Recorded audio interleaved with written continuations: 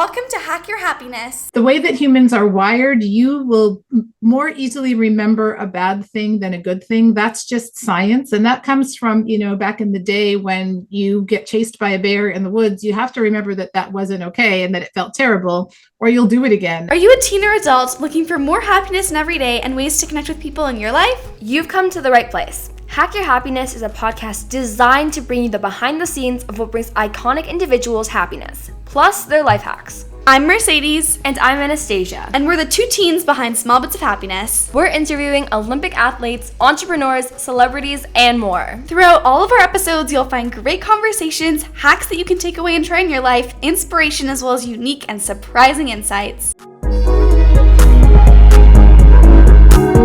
Today, we're speaking to Dr. Stephanie J. Hull. Dr. Hull is the president and CEO of Girls Inc., the national organization that inspires all girls to be strong, smart, and bold. Girls Inc. was founded in 1864 and delivers life-changing programs and experiences to more than 100,000 girls across Canada and the USA through a network of 75 organizations. Girls Inc. also advocates for policy and culture change to strengthen opportunities for girls and improve the conditions that all girls are growing up in. Under Dr. Hull's leadership, the Girls Inc. network is expanding into new high-need communities and developing new partnerships with schools to bring the proven Girls Inc. programming experience to even more girls, ensuring that they have the resources and opportunities to thrive. Dr. Hull has had a long career as a leader in education and as a women's advocate. She previously served as Executive Vice President and Chief Operating Officer at the Woodrow Wilson National Fellowship Foundation. Before that, she was the head of the Brearley School, an all-girls school located in New York City. At Brearley, among other accomplishments, Dr. Hull led and completed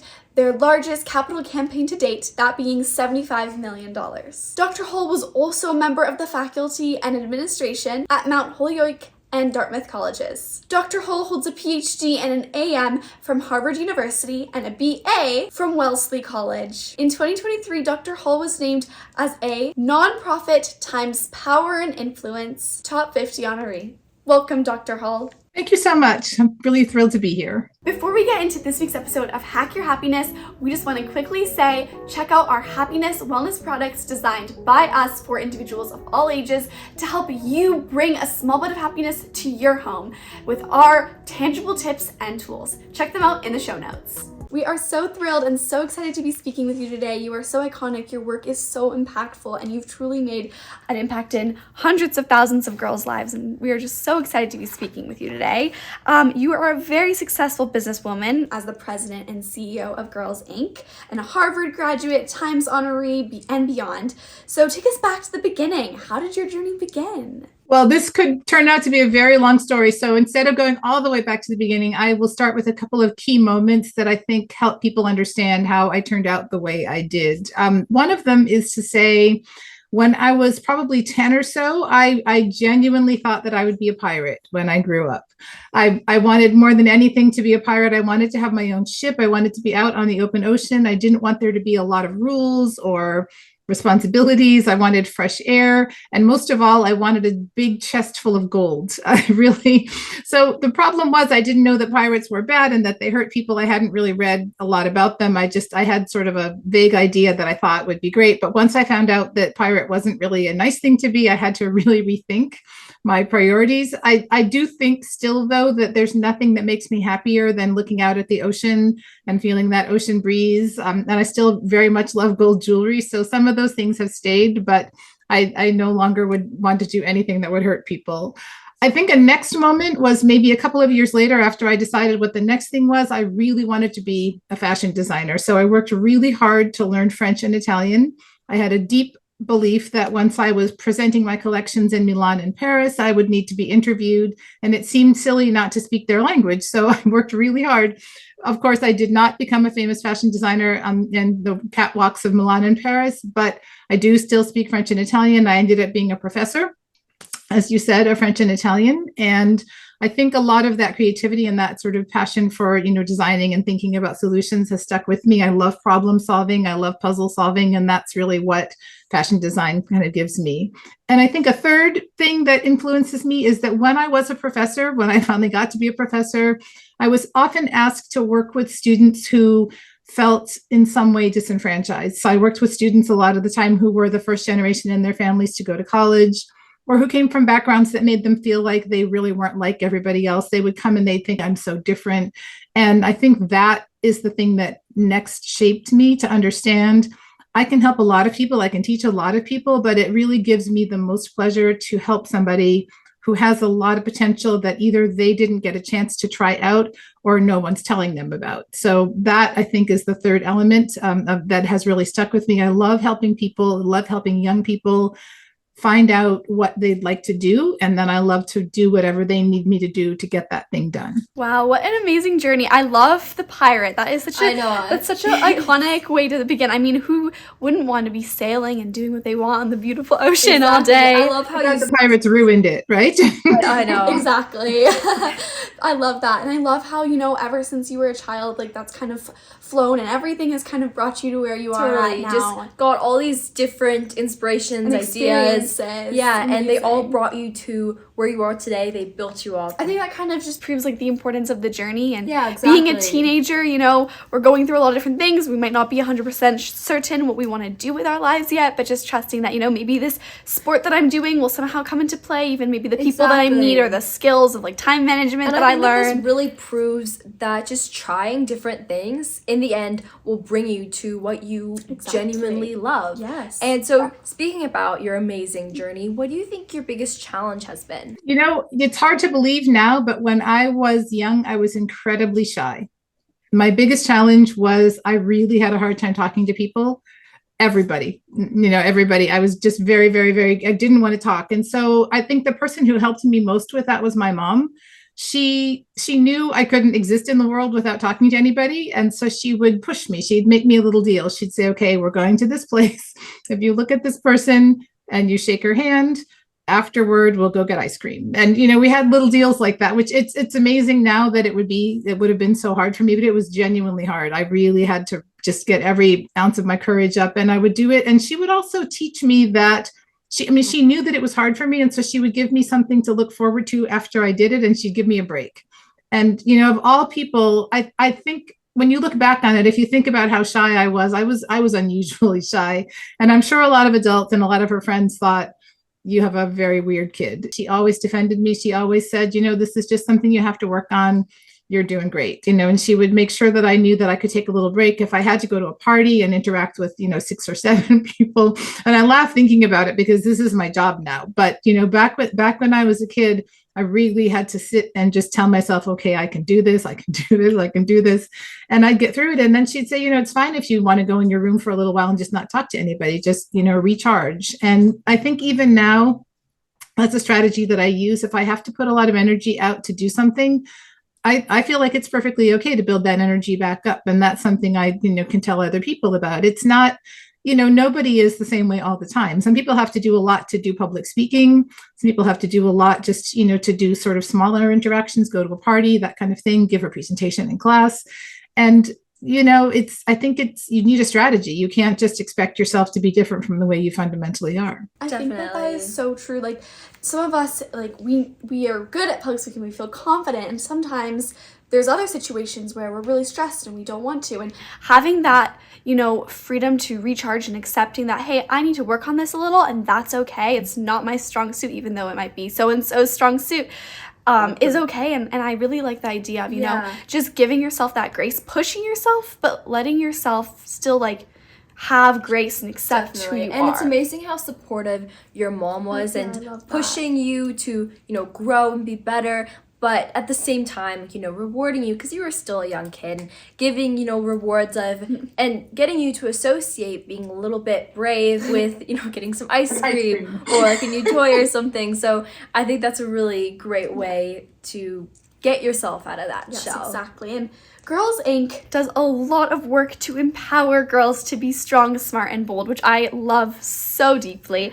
But have you ever struggled to feel empowered? I have, and honestly, I think everybody has. You may ask other people that question. If anybody tells you that they were always brave, don't believe them. I don't know anybody who hasn't struggled at some point. And, I think it's good to understand that that's normal, that it's probably not a bad thing to go through a couple struggles. That I think, to me, when I've had a hard time doing something and then I get it done, it's a whole different feeling than when something comes naturally. And neither thing is bad, but I feel like you need that balance. You know, you shouldn't go through your entire life not feeling like you've tried hard. And, you know, I was a teacher for a lot of my time, and I taught a language that I could speak. And I remember when I was first a professor feeling like, what's wrong with people that they can't just do this?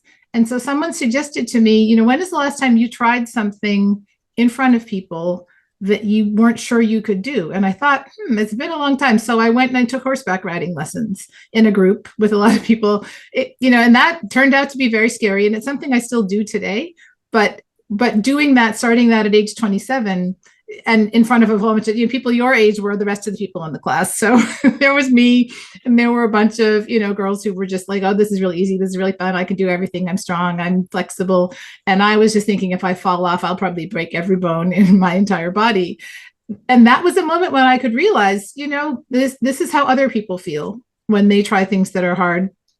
That gave me a framework for feeling like, okay, you actually should feel like things are hard sometimes. It's a good thing to do something that you might not be able to do. And that's how you know where you need to work at things, or sort of how to put your energy in the right places to make something happen. Yeah, I personally love how you went out of your way to find out how your students felt. I think that's such an amazing way to get in touch and learn how can you help them grow in their journey. But I think that when you're reaching a hard spot, when you're struggling a little bit with, like, you're scared because you feel like if the horse chucks you off, you're gonna break every bone in your body. I know Mercedes has had an experience I've had like some that. horseback riding experiences where I'm just like, I don't know if I'm gonna make it off the horse, and obviously I do, but I'm like, I get it. Just faced your fears many times. Yep. But totally, I think that it's such a great way to learn about how other people are feeling. But again, I feel like just pushing through during those hard times, and that's the best way to grow, is just by keep pushing. Exactly. Which is the same with, like, even your public speaking. Exactly. Like, to push yourself and be able to see where you need to grow. Definitely. And be okay with, maybe being scared or feeling afraid or feeling stressed. And then is okay. For example, if you're out public speaking and then all of a sudden you do it, I feel like it's just so empowering, because all of a sudden you know that you can do something even though you're so scared to do it. Afraid, yeah. And I know that sometimes we don't always have people in our lives who can uplift and empower us. Exactly. Having, like, a parent or a friend, like or a your teacher, mom, or a teacher, someone who puts themselves out there to help you and who encourages you is so incredibly helpful. And oftentimes, unfortunately, teens don't have this. Do you have, like, any top 3 tips for teens to empower themselves? I do. I think it's really hard for teens, and I think it's especially hard for girls to acknowledge good things about themselves. I think there's a lot that it just isn't encouraged. You're not supposed to walk around saying, wow, I'm a fabulous person, which is crazy, but that's just the way society is. So I think my first tip for teens to empower themselves is, I know you can't really say it out loud, but you can say something nice to yourself. You can say something nice about yourself to yourself quietly in the mirror or just inside of your head. And I think that you probably should do that at least once a day, maybe even more than one time a day, because you deserve to be cheered on. And you're not always with other people, as you said. Not people all have somebody who will cheer them on. Some people have people who tear them down. So it's okay, be your own cheerleader. And if you're doing it inside your head, people cannot argue with you, because they don't get to be inside your head if you don't let them. I think my second tip would be to say the nice thing about yourself, but not let it always be about your appearance. That's a thing I think girls fall into. They worry that that's the most important thing about them, but you have to like yourself as a person. I think we all know, if you're thinking from your own perspective, mean people in cute clothes that's not good. So you've got to say the nice thing about something deep about yourself, so that you really know you are a good person and that you've done a good thing, or you just are fundamentally good, or you were kind, or you were patient that day. And I think the third thing is, sometimes people give off energy that they want to get back, and sometimes they give off the wrong energy and they get back energy that they don't want to have. I know we've all had days when you just really would rather be left alone, and people kind of sense that, and then they leave you alone. But I think the opposite of that is, if you're feeling like you could use a little bit of positive energy from somebody, one way to do that is to bounce some positive energy off them, maybe say something nice about them. They might say something back nice about you. And that, so it's not all you empowering yourself, but it's you making it clear that you need some power from somebody, that you're like, it would be really nice today if somebody would say a nice thing, about the person I am, or even about the clothes I'm wearing, but just something to give you a little bit of good. And I think a way to get that is to give it, if you can, manage to do that. Definitely. I think that giving the energy that you want to receive is so important, because I think that a lot about how we act and how the people around us act is our energy. I mean, if we're super happy, outgoing, we're complimenting people, we're more likely to get compliments back. We're more likely to get people around us who are also happy and excited. And it also makes us feel good about ourselves. Definitely. When we see someone else, have a little smile because we say something kind to them, it boosts our own mood. So that's definitely an easy way to kind of just boost the overall energy. And I love so deeply how you mentioned tell yourself something kind about yourself. Definitely. Like personality wise or skill wise, rather than always focusing on your appearance, because I think we talk a lot about positive affirmations, and I'm a very big fan for positive affirmations. It's really helped me become more confident, and like during those tough days to remember that I did this or I can do that. But I think that oftentimes, like you mentioned, we spiral into, oh, I look nice, or we're telling ourselves that in order to kind of believe it, because when we affirm something to ourselves, it does help us build that belief into ourselves. But if we're just constantly drilling ourselves on, oh, I look nice, my hair looks good, my outfit looks so cute, I mean, that's great, but it's kind of building almost the wrong belief in, because our appearance changes so much, especially as teenagers, that you need to love yourself and connect with yourself on a deeper level. And so I really love how you mentioned that. I think once you start connecting with your inner self-love, it becomes so much easier to love yourself on the outside as well. Exactly. So there's a lot of different changes constantly happening to girls, whether they're preteens or teens, or older. In your experience, what do you find is one of the largest barriers for girls not feeling empowered and confident? Well, I think it's just what we're talking about. That it's really normal to care what people think of us, and it's normal to care what people say about us, and to use their opinions as a way of understanding something about ourselves. I think nobody can really help that. That's just part of being part of a society or a family or a community.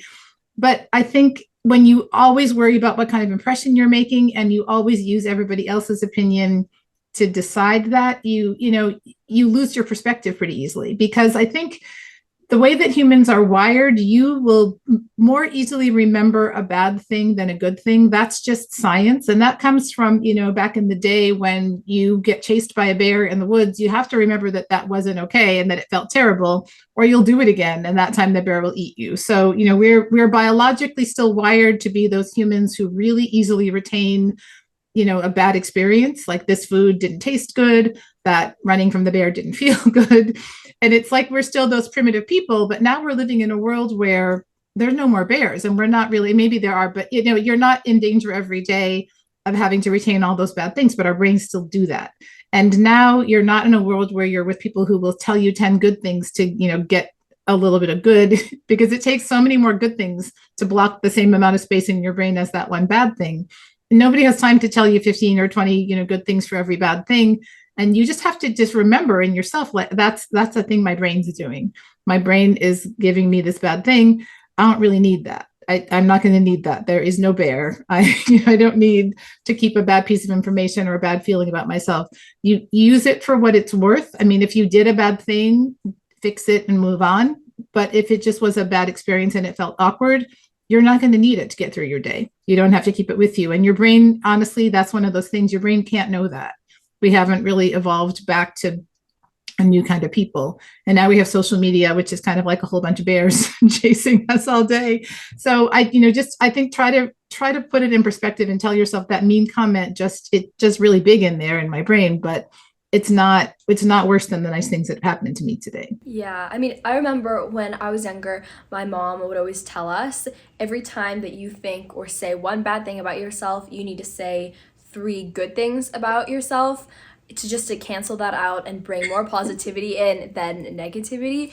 And I think that is so true. I mean, it can be so hard, especially in our world where a lot of us can be really negative and we're surrounded, I mean, especially like post-COVID, there's been so many struggles and all of a sudden we're just surrounded by negativity and, you know, we're scared, confused, we're not really sure what's going on. And again, our brain is going in the bear mode when in reality, it might not really be a bear situation. It's so funny how our brains latch onto, like, from all the way back to, like, you know, so many years ago when people were just surviving in the woods. There's no phone, there's no TikTok, there's no, you know, oh, what did they say? What did they do? It's just bare survival skills, and that is how we've evolved to continue to latch onto negativity rather than positivity. And I mean, I think that's just so mind-boggling to me, but it's so true at the same time, because I mean, you go to school and one person says, oh, why are you wearing that? And maybe 5 people are nice to you and,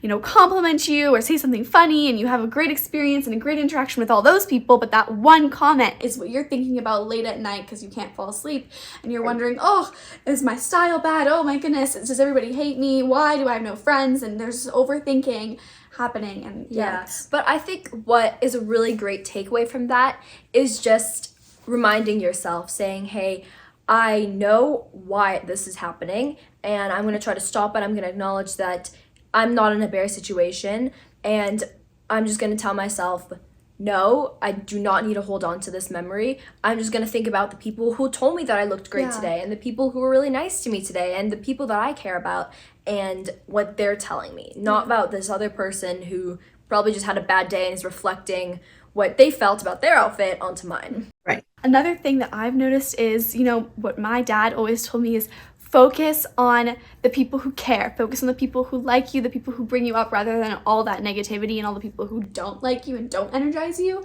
And so I think that's another big thing is if somebody says something nice, give that equal value than just all the negativity. So changing into a little bit of a different direction here, how does Girls Inc. support girls to be strong, smart, and bold? Yeah, are there any like specific activities or programs that you can share? Yes. So Girls Inc. has what we call the Girls Inc. experience, and it's a combination of 3 things. First of all, every girl has a mentor. So there's a trained professional adult or volunteer who makes sure that that girl has a place to, you know, sort of share ideas and share thoughts and to feel safe. The next thing that's part of this is that the space is a pro-girl space. It's supposed to be a safe space where girls can try out ideas. They can make mistakes. They don't have to worry about all the things that we're talking about. They're in a place where they have sisters who were ready to lift them up and support them. And then the third thing is the programming, which is all kinds of things that we create with girls and for girls, things like life skills, things about financial literacy, for example, or getting ready for college and career, or for the little girls, because we work with girls ages 5 to 18. So there are girls making sure that they can read appropriately for their grade in school so that they feel comfortable learning. Then there are things that people do also like yoga, mindfulness, you know, different sports activities. So it really has a great range of activities. There are things about science and STEM and robotics that girls get to do. And all of that comes together to be an environment that is supportive. Girls also learn about mental well-being. They learn how to take good care of their mind and their body. They learn how to make good choices about the friends they choose, the relationships that they're in. And all of that together is what we call the Girls Inc. experience. So it's different in every place. We're in 75 different locations in the United States and Canada. 5 of us are in Canada, Northern Alberta, Upper Canada, York region. I'm going to forget Durham. And then the last one is Limestone, Algonquin, and Lakeshore. So there's lots of us up there, but everything that the girls do is the same. And we also teach girls how to navigate the different systems of government. We know that, you know, different government in those 2 countries, but learning how to advocate for policy that supports your ideas and supports the things that are important to you, learning maybe to run for office, if that's something that interests you, or certainly engaging with the process and voting for people who will make decisions that support the well-being of girls and the communities that they're parts of.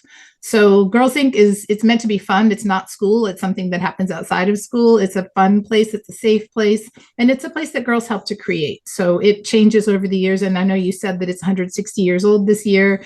But every year that we've been there, we've been right for the girls of the time. And so we're really proud this is our anniversary year, and it's a big thing for us. Amazing. Well, happy anniversary. That is so many years that, you know, you've been creating an impact in, I mean, countless girls' lives on an annual basis, and then you take it over so many years. It's amazing, the impact.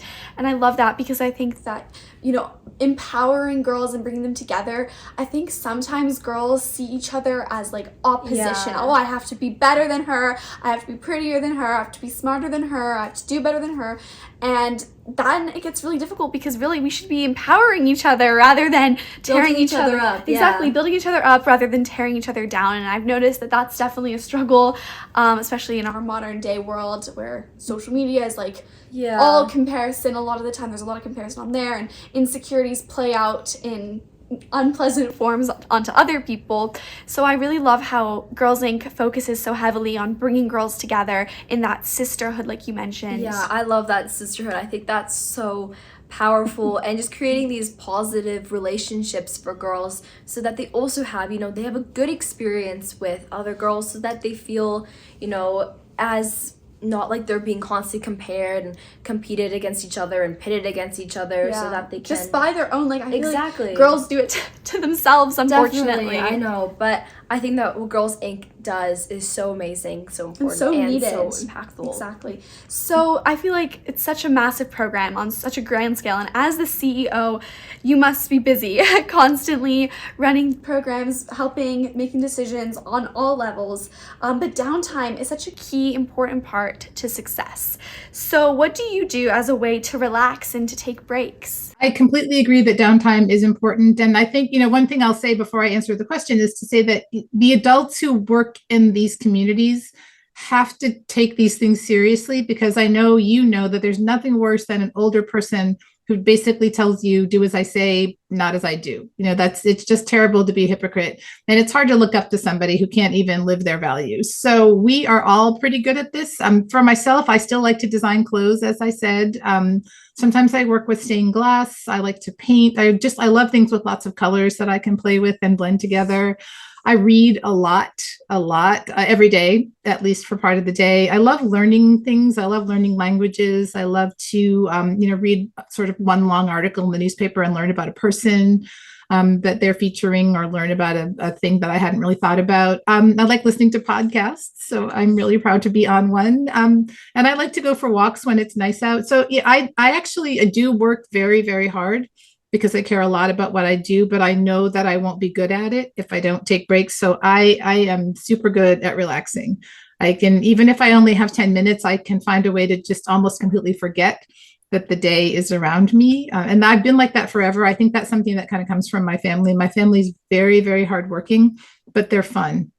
And they're funny, and they, you know, we like to laugh about things, and we take things seriously when we have to, but we don't like to go to bed with something heavy kind of on us. We like to laugh. We like to figure out that, tomorrow's another day, and you get another chance. I love that. So true. Like, taking that time to relax is so important to success. And even if it's just 10 minutes, like you mentioned, and I love how big of a variety you have in terms of downtime.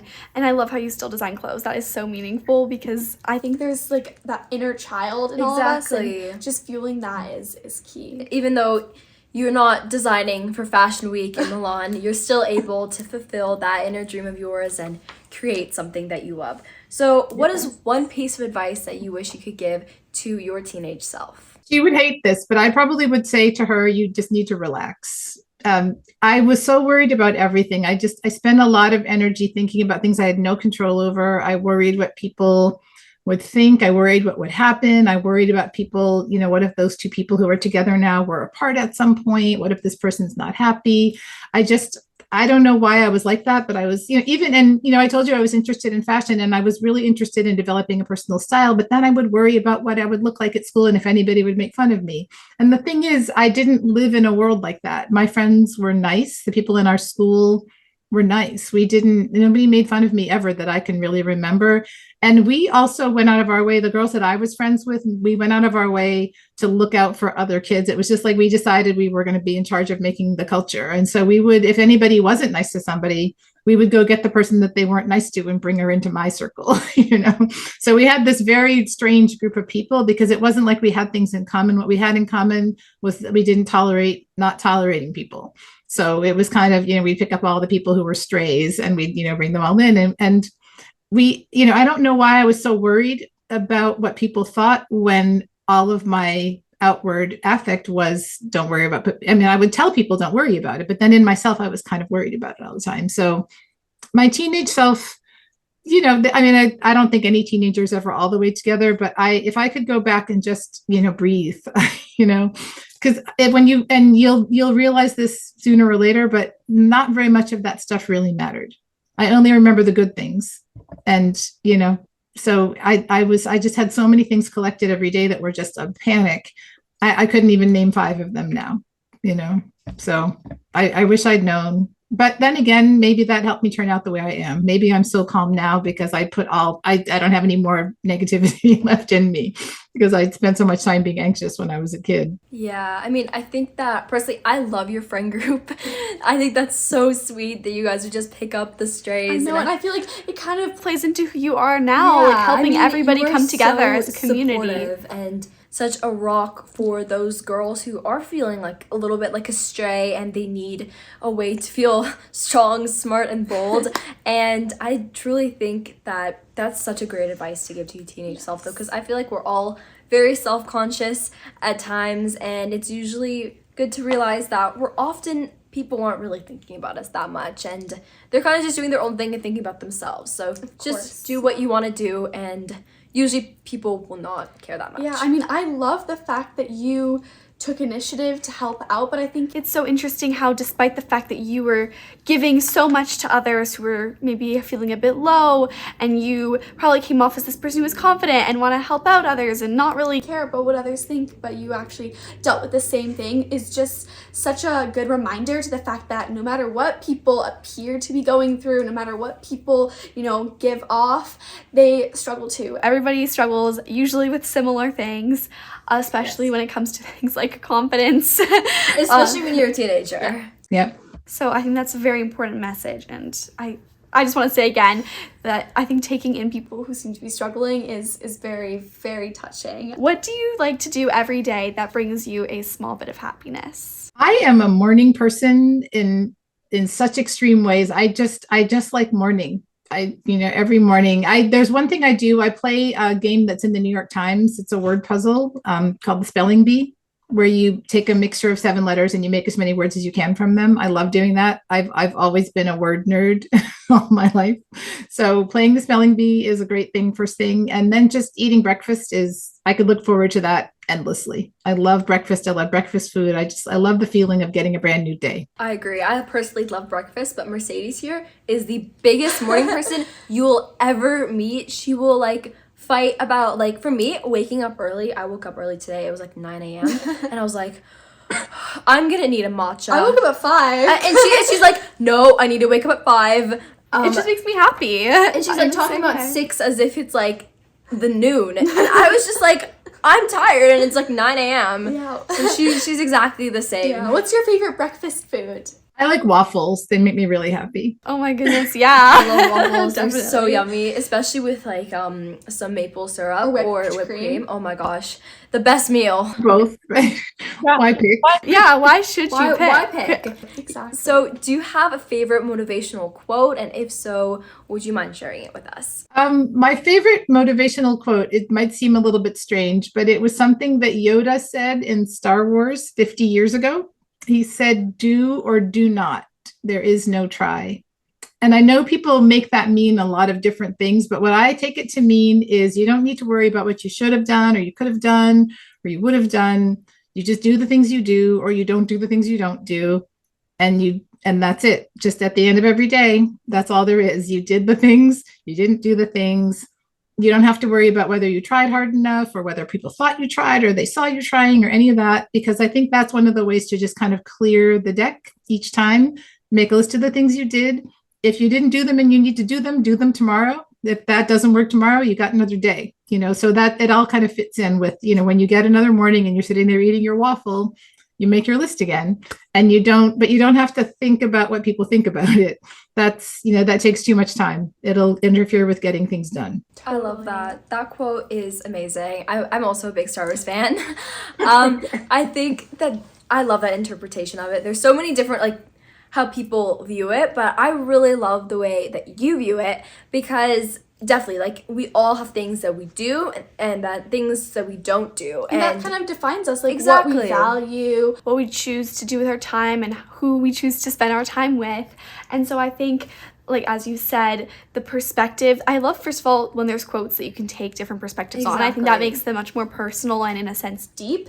But I also really, really love, like Anastasia just said, the way that you see it, and the way that it's just all a choice that we make. Like, who we are is our choices, and that makes us up. Exactly. Like, we are doing something or we aren't doing something, and that creates And I think as a teenager, knowing that you have control over your own life and your own choices can seem like such a foreign concept. Over who you are. But it's important to remember. So, do you have anything exciting coming up? Any events, anything, etc., that you'd like to share with us today? Yes, we are celebrating our anniversary, as we said, and what we're doing for the first time is having a network-wide fundraiser. So all of us have gotten together. Normally, we are 76 separate organizations, and we all kind of do our own thing in support of the girls in the communities that we directly serve. But this time, for the first time, we're all coming together so that everybody in all of the U.S. and Canada understands the importance we're placing on girls and the way we want to be able to reach more girls with the Girls Inc. experience. So